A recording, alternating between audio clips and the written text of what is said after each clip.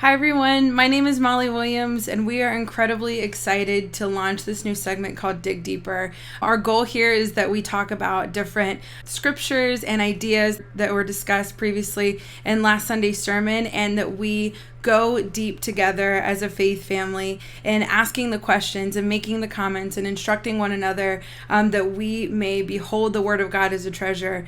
You know, in Matthew 13, Jesus talks about the kingdom of heaven like a treasure that's hidden in a field, and a man comes along and finds the treasure and covers it back up, sells everything he has, and buys the field. And our prayer for you is that we actually go into this place where we view our scriptures and we view the things that Jesus said as a treasure that we can go and seek.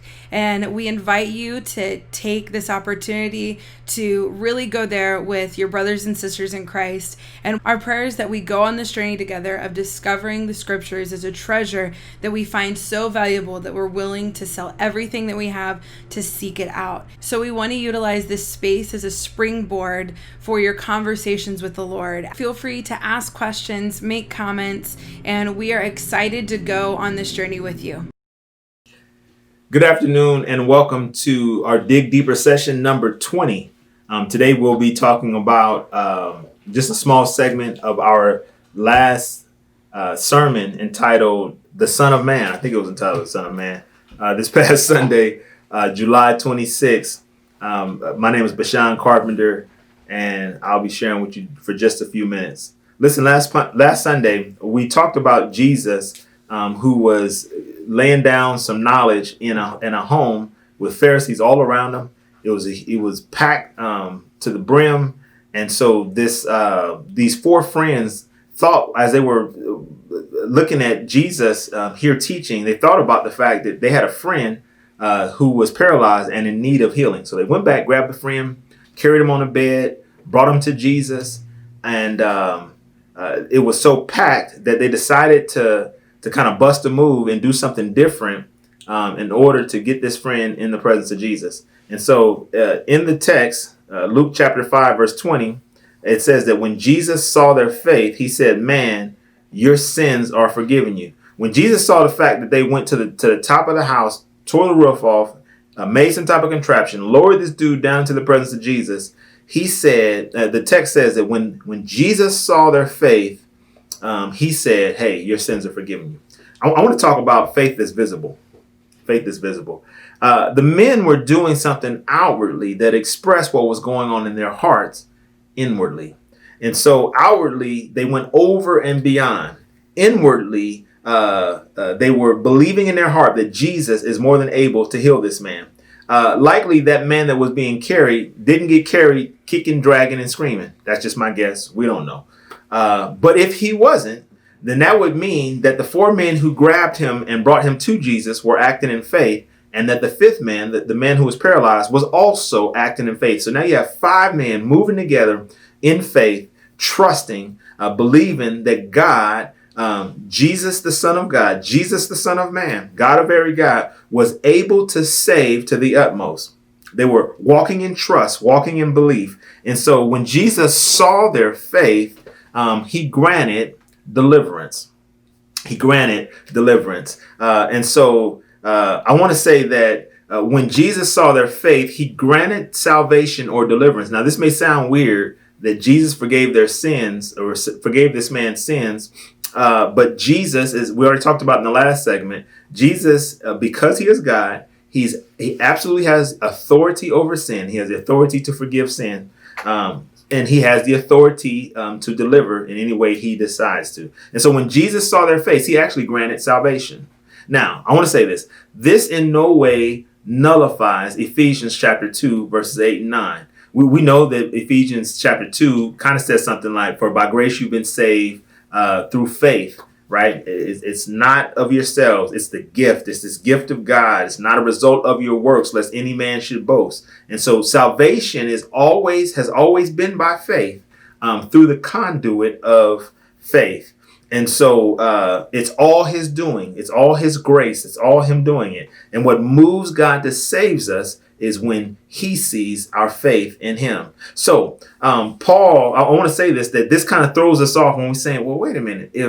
If we're saved only by grace, then why did this work that these men were doing, getting on the top of the housetop and doing the work of tearing the roof off, why could this be seen as something like faith? I want to say that many times, in at least in American Christendom, we use Pauline language and we kind of pit it against maybe James, the way James sees faith and works. And so we use the term of works as almost as if it's a bad word. And so I want to say this, that when Paul uses the term works in Ephesians chapter 2, he's talking about the idea of obtaining salvation by your own merit.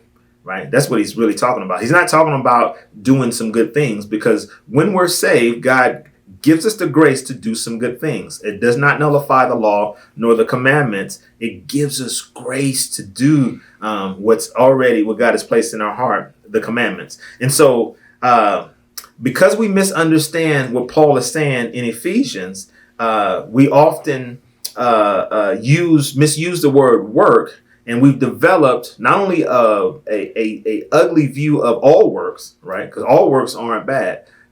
There are works that are by faith, by the grace of God.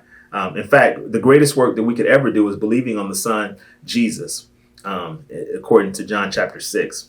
Okay, so because we have a warped view of what Paul is saying, we also, in work, we also sometimes have a warped view of faith. And so we have a tendency to reduce faith to simply believing. We have an unbiblical view of faith where we think that believing or faith simply means believing without any type of convincing that moves your heart or changes what you do, your actions.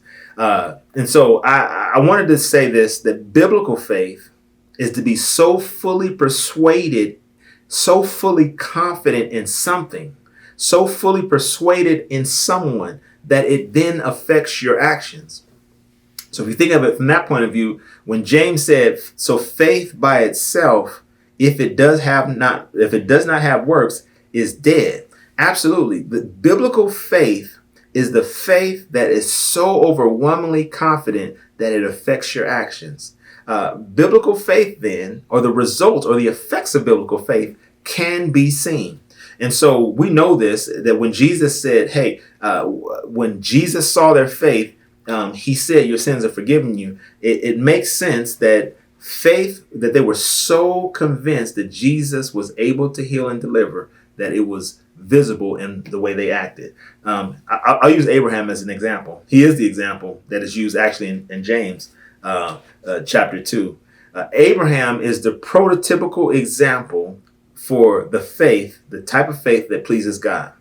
Remember, Abraham received the promise. The promise is, I'm going to make a great nation from you. I'm going to make you a blessing to all people. All the families of the earth are going to be blessed in you. And so he's saying, listen, Abraham, all I want you to do is just come on out, and I want to show you a land that you don't even know of. I'm going to give you a land, and I'm going to give you a people, and you're going to be numerous, and it's going to be crazy.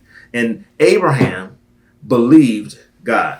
Abraham believed God, and it was credited to Abraham for righteousness. The righteousness that only belongs to God. And so Abraham believed so much that he left his family, left the idols that they worship, left the security that he had, left the culture that he came from. He believed God so much that even when he got to Canaan and God said, listen, I want you to look, and as far as your eyes can see, I'm going to let you have this land. He lived in that very land that he was promised as if he was a foreigner all of his life, never saw the end of the thing. He walked it out because he trusted God that much. He believed God so much that he was willing to offer up his son Isaac, believing that God was able to do something better, that he was able to do something, even though Isaac would have been dead. He had realized, if God is telling me to do this in obedience, I'm going to do it, fully believing that God is able to either raise him up or do something different to do what he said that he would do. And so biblical faith can be seen because it is accompanied by actions that confirm that faith. So when Jesus saw their faith in Luke chapter 5, verse 20, it serves as a beautiful reminder that biblical faith is always accompanied by works that correspond, that confirm, and that say that you believe that God is exactly who he said he is. So listen, that's it. We'll holler at y'all.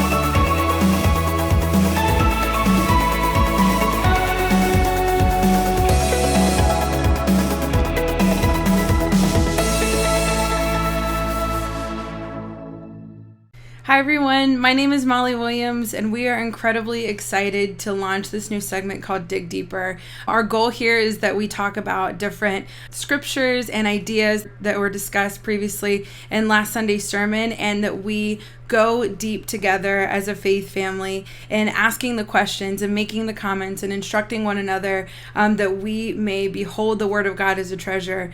You know, in Matthew 13, Jesus talks about the kingdom of heaven like a treasure that's hidden in a field, and a man comes along and finds the treasure and covers it back up, sells everything he has and buys the field. And our prayer for you is that we actually go into this place where we view our scriptures and we view the things that Jesus said as a treasure that we can go and seek. And we invite you to take this opportunity to really go there with your brothers and sisters in Christ. And our prayer is that we go on this journey together of discovering the scriptures as a treasure that we find so valuable that we're willing to sell everything that we have to seek it out. So we want to utilize this space as a springboard for your conversations with the Lord. Feel free to ask questions, make comments, and we are excited to go on this journey with you. Good afternoon and welcome to our Dig Deeper session number 20. Today we'll be talking about just a small segment of our last sermon entitled The Son of Man. I think it was entitled The Son of Man. This past Sunday, July 26th. My name is Bashan Carpenter and I'll be sharing with you for just a few minutes. Listen, last Sunday we talked about Jesus, who was laying down some knowledge in a home with Pharisees all around him. It was packed to the brim, and so these four friends thought, as they were looking at Jesus here teaching, they thought about the fact that they had a friend who was paralyzed and in need of healing. So they went back, grabbed the friend, carried him on a bed, brought him to Jesus, and it was so packed that they decided to kind of bust a move and do something different in order to get this friend in the presence of Jesus. And so in the text, Luke chapter 5, verse 20, it says that when Jesus saw their faith, he said, "Man, your sins are forgiven you." When Jesus saw the fact that they went to the top of the house, tore the roof off, made some type of contraption, lowered this dude down to the presence of Jesus, he said, the text says that when Jesus saw their faith, he said, "Hey, your sins are forgiven you." I want to talk about faith that's visible. Faith is visible. The men were doing something outwardly that expressed what was going on in their hearts inwardly. And so outwardly, they went over and beyond. Inwardly, they were believing in their heart that Jesus is more than able to heal this man. Likely that man that was being carried didn't get carried kicking, dragging, and screaming. That's just my guess. We don't know. But if he wasn't, then that would mean that the four men who grabbed him and brought him to Jesus were acting in faith and that the fifth man, the man who was paralyzed, was also acting in faith. So now you have 5 men moving together in faith, trusting, believing that God, Jesus, the Son of God, Jesus, the Son of Man, God of very God, was able to save to the utmost. They were walking in trust, walking in belief. And so when Jesus saw their faith, he granted deliverance. He granted deliverance. And so I want to say that when Jesus saw their faith, he granted salvation or deliverance. Now, this may sound weird that Jesus forgave their sins or forgave this man's sins. But Jesus, as we already talked about in the last segment, Jesus, because he is God, he absolutely has authority over sin. He has the authority to forgive sin. And he has the authority to deliver in any way he decides to. And so when Jesus saw their faith, he actually granted salvation. Now, I want to say this. This in no way nullifies Ephesians chapter 2, verses 8 and 9. We know that Ephesians chapter 2 kind of says something like, for by grace you've been saved through faith, right? It's not of yourselves. It's the gift. It's this gift of God. It's not a result of your works, lest any man should boast. And so salvation has always been by faith through the conduit of faith. And so it's all his doing. It's all his grace. It's all him doing it. And what moves God to save us is when he sees our faith in him. So Paul, I want to say this, that this kind of throws us off when we're saying, well, wait a minute. If we're saved only by grace, then why did this work that these men were doing, getting on the top of the housetop and doing the work of tearing the roof off, why could this be seen as something like faith? I want to say that many times, in at least in American Christendom, we use Pauline language and we kind of pit it against maybe James, the way James sees faith and works. And so we use the term of works as almost as if it's a bad word. And so I want to say this, that when Paul uses the term works in Ephesians chapter 2, he's talking about the idea of obtaining salvation by your own merit, right? That's what he's really talking about. He's not talking about doing some good things, because when we're saved, God gives us the grace to do some good things. It does not nullify the law nor the commandments. It gives us grace to do what God has placed in our heart, the commandments. And so because we misunderstand what Paul is saying in Ephesians, we often misuse the word work, and we've developed not only a ugly view of all works, right? Because all works aren't bad. There are works that are by faith, by the grace of God. In fact, the greatest work that we could ever do is believing on the Son, Jesus, according to John chapter 6. Okay, so because we have a warped view of what Paul is saying, we also, in work, we also sometimes have a warped view of faith. And so we have a tendency to reduce faith to simply believing. We have an unbiblical view of faith where we think that believing or faith simply means believing without any type of convincing that moves your heart or changes what you do, your actions.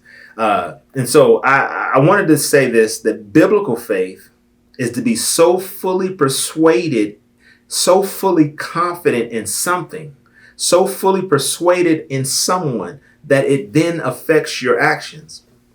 So if you think of it from that point of view, when James said, so faith by itself, if it does not have works, is dead. Absolutely. The biblical faith is the faith that is so overwhelmingly confident that it affects your actions. Biblical faith then, or the results or the effects of biblical faith, can be seen. And so we know this, that when Jesus said, hey, when Jesus saw their faith, he said, your sins are forgiven you. It makes sense that faith, that they were so convinced that Jesus was able to heal and deliver, that it was visible in the way they acted. I'll use Abraham as an example. He is the example that is used actually in James chapter 2. Abraham is the prototypical example for the faith, the type of faith that pleases God. Remember, Abraham received the promise. The promise is, I'm going to make a great nation from you. I'm going to make you a blessing to all people. All the families of the earth are going to be blessed in you. And so he's saying, listen, Abraham, all I want you to do is just come on out. And I want to show you a land that you don't even know of. I'm going to give you a land, and I'm going to give you a people, and you're going to be numerous, and it's going to be crazy. And Abraham believed God. Abraham believed God, and it was credited to Abraham for righteousness. The righteousness that only belongs to God. And so Abraham believed so much that he left his family, left the idols that they worshiped, left the security that he had, left the culture that he came from. He believed God so much that even when he got to Canaan and God said, listen, I want you to look, and as far as your eyes can see, I'm going to let you have this land. He lived in that very land that he was promised as if he was a foreigner all of his life, never saw the end of the thing. He walked it out because he trusted God that much. He believed God so much that he was willing to offer up his son Isaac, believing that God was able to do something better, that he was able to do something, even though Isaac would have been dead. He had realized, if God is telling me to do this in obedience, I'm going to do it, fully believing that God is able to either raise him up or do something different to do what he said that he would do. And so biblical faith can be seen because it is accompanied by actions that confirm that faith.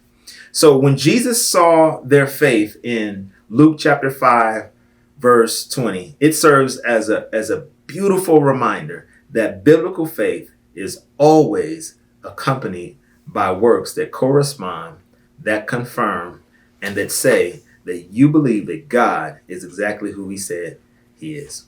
So listen, that's it. We'll holler at y'all.